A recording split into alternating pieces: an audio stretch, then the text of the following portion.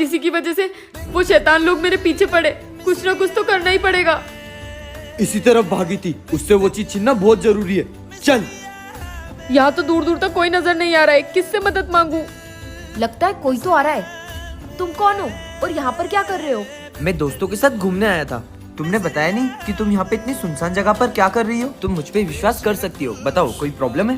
इस पर मैं विश्वास कर सकती हूँ। मेरी प्रॉब्लम ये है, ये एक जादुई सॉल्यूशन है। अगर इसकी एक बूंद भी किसी ने पी ली तो उसमें इस दुनिया को तबाह करने की शक्ति आ जाएगी। तुम मेरी एक मदद कर सकते हो? मैं एक एड्रेस देती हूँ, वहाँ पर इसे सही सलामत पहुँचा देना। लो। तुम्हें क्या लगा कि मैं कोई मामूली इंसान हूँ? मैं शैतान हूँ, शैतान। मैं यूं ही किसी पे भरोसा कर लूंगी। ये है असली सॉल्यूशन।